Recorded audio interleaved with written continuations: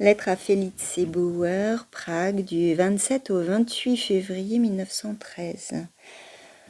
Ce soir, j'ai été couvert de honte. Je me promenais avec Welch. Son livre a déjà paru. Est-ce que cela t'intéresserait? Je ne crois pas. C'est très rigoureusement philosophique. Il faut que je me force pour le lire et le comprendre. Quand il n'y a pas quelque chose sur quoi on pourrait poser sa main, mon attention s'envole trop facilement. Je me promenais donc avec lui et il a commencé imperceptiblement. Ça n'a pas duré longtemps et c'était sans doute une humeur soudaine à parler d'eux et contre mon affliction. Ce qui était humiliant pour moi, ce n'était pas le fait qu'il tentait tout simplement de me mettre en garde. J'aime bien entendre cela, c'est agréable de laisser passer de telles choses dans sa tête vide. Et de surcroît, Welch parlait aujourd'hui avec une sagacité extrême.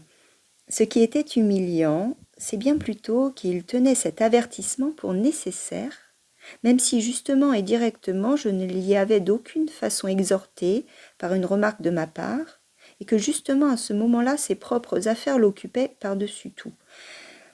Mais ce qu'il y avait de plus humiliant encore, c'est qu'il a tenté, que ce soit consciemment ou inconsciemment, cela revient au même, je parle de mon humiliation,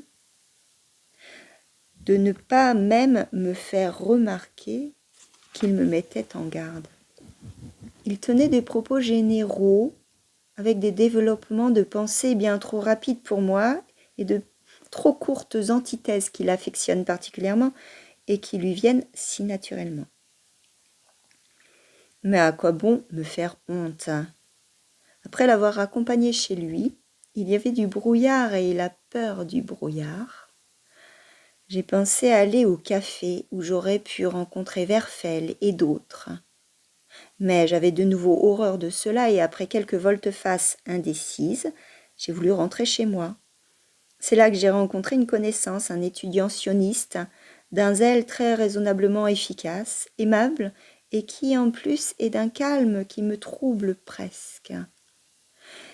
Il me retient, il m'invite à une soirée de réunion de son association particulièrement importante.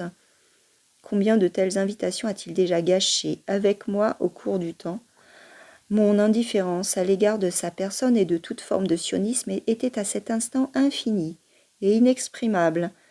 Mais je n'ai pas trouvé, faut me croire, chérie, de possibilité de prendre congé qui soit praticable du point de vue de la civilité, bien qu'une poignée de main muette eût évidemment suffi.